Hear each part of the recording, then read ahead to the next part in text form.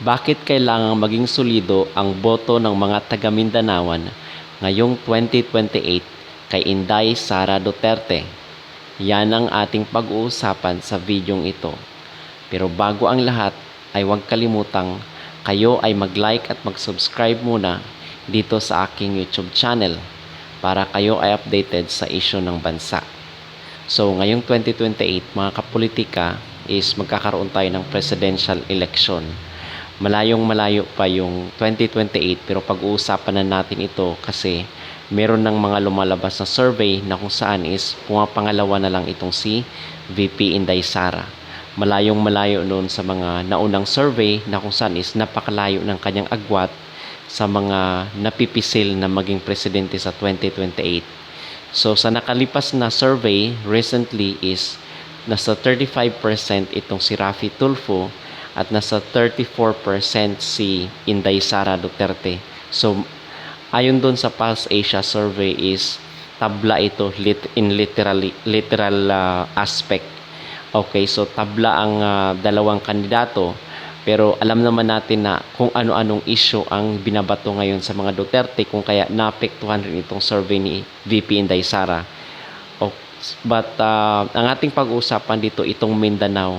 Bakit kayo dyan sa Mindanao is kay laging maging solido at dapat na maging 90% talaga ng taga Mindanao is boboto dito kay VP Inday Sara. So ito yung reason. So sa mga nakalipas na taon, na dekada before naging presidente itong si former President Rodrigo Roa Duterte is napakahirap sa Mindanao. I mean, hindi naman masyadong mahirap kasi meron namang mga maunlad na mga syudad dyan sa Mindanao. Pero not unlike those times na naging presidente na itong si former President Rodrigo Roa Duterte, kung saan is nakita yung improvement talaga sa Mindanao. Merong mga malalaking infrastructure. For example na lang dyan itong tulay dyan sa Samal Bridge. So, nag-inauguration na si Bongbong Marcos nung nakalipas na taon is pumunta ng Davao itong si Bongbong Marcos para pangunahan yung inauguration ceremony nung Samal Bridge. Itong Samal Bridge mga kapolitika is napakatagal na project na sana ito, 1990s pa. Pero ngayon lang natupad nung panahon ni former President Rodrigo Roa Duterte. Hindi ito natupad nung mga nakaraang administrasyon kasi malaki ang budget na kakailanganin dyan. At the same time, kailangan din ng initiative at kusang loob na kumbaga ay ibigay itong napakalaking project dyan sa Samal. Itong magdudugtong ng Samal at ng Davao City. At pangalawa dito sa ating pag-uusapan is itong Twin Tunnel. Napakalaki itong Twin Tunnel na project din dyan sa Davao City. Itong Twin Tunnel is maging kabahagi ito ng bypass road na gagawin kasi napaka-traffic rin sa Davao City, bunga na nga ng pag-unlad at maliit yung mga highways or yung mga roads nila maliliit kasi hindi naman akalain na maging boom talaga ang Davao City when it comes to economy at talagang lalaki yung populasyon nila.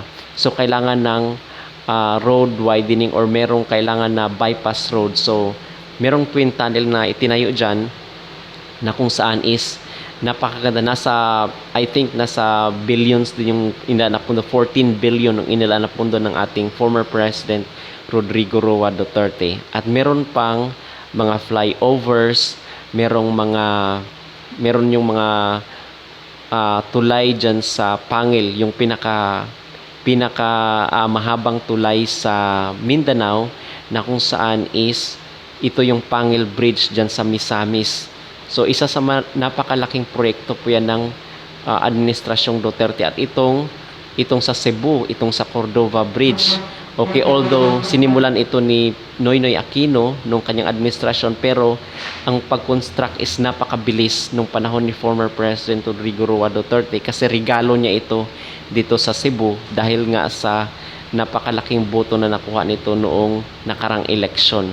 Okay, at napakarami pa itong hindi lang natuloy dito mga kapolitika is itong train. Okay, ito sanang train na magdudugtong sa mga lungsod at mga syudad dito sa Mindanao. Kasi nga 'di ba umatras yung China dahil sa sigalot diyan sa West Philippine Sea at hindi na rin nakakuha pa si Bongbong Marcos ng mga kontraktor na taga ibang bansa para ipagpatuloy yung trend dyan sa Mindanao.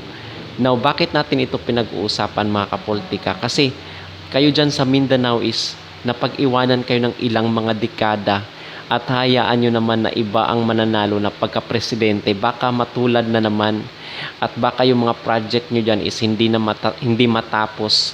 Buti nga ngayon is meron pang utang na loob na tinatanaw itong si Bongbong Marcos dito kay Inday Sara Duterte at pinagpapatuloy niya pa yung iilan sa mga project na sana is matutupad dyan sa Mindanao at maging susi rin ng pag-unlad.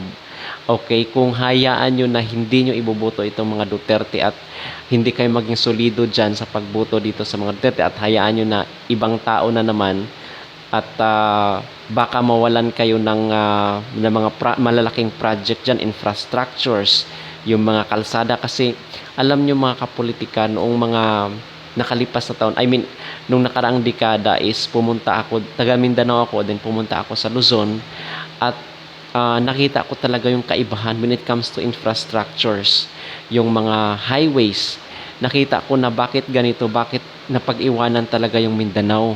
Bakit ganun yung mga project dito sa Luzon, ang gaganda at lalawak ng kanilang mga highways at yung mga gusali, yung mga government, hindi yung mga private na mga gusali ang tinutukoy ko, kundi yung mga gusali or mga infrastructures na pinagawa ng ating gobyerno. Ibang-iba.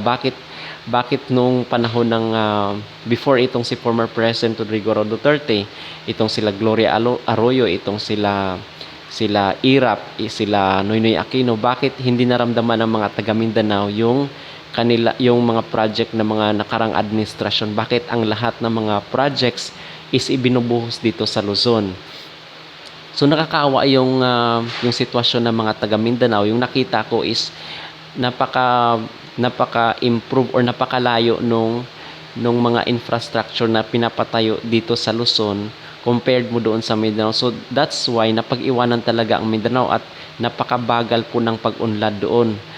Mabuti na nga lang at naging presidente itong si Rodrigo Roa Duterte at natuunan niya ng pansin ang Mindanao at napakalaki mga project yung ibinigay niya doon.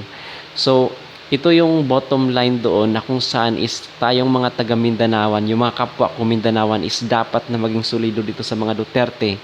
Kasi atin itong si VP Inday Sara, kababayan natin to, bakit pa tayo maghalal ng iba na wala namang concern is ito ang Davao City, bakit napaka-unlad na lungsod yan kung kurap itong mga Duterte, kung totoong kurap or totoong nambubulsa sila ng pera ng bayan, hindi maging ganyan kakurap yung lungsod na yan. So yun ang bottom line doon mga kapolitika. So itong mga propaganda na pinupukol sa kanila, na ini-issue sa kanila is part po yan para mapabagsak kasi merong mga taong merong mga political at personal na interest na gustong umupo dyan sa Malacanang. Okay, yun po yun ang talagang point doon. Kung kaya ngayong 2028 na election ng presidential is dapat na maging solido ang mga taga Mindanaoan para sumuporta dito sa race ni VP Inday Sara Duterte. Just in case siya ang tatakbo or siya ang imamanok ng mga Duterte, dapat kung sino yung kanyang vice presidente is dapat na maging solido talaga ang boto sa kanya para tuloy-tuloy ang pag-unlad sa inyo dyan. Okay, at nakita ko nga merong mga bagong hospital na pinapatayo saan lugar dyan sa Mindanao na kung saan is napatayo nung time ni former President Duterte. Kung kaya hindi talaga matalo-talo. Pero doon sa last survey kasi is nasa 72% lang taga Mindanaoan is buboto kay Inday Sara. Pero nakikita natin doon din is marami pa ang mga undecided. So sana ay mabago yung isip nila at ang mga Bisaya is maging solido dito kay VP Inday Sara. So yun po ang rason bakit na kailangan is all out yung suporta niya dito kay VP Inday Sara. Yun lamang ating pag-uusapan sa video ito. Please mga kapolitika, don't forget to like and subscribe muna dito sa aking YouTube channel para kayo ay updated sa issue ng lipunan at maraming salamat po.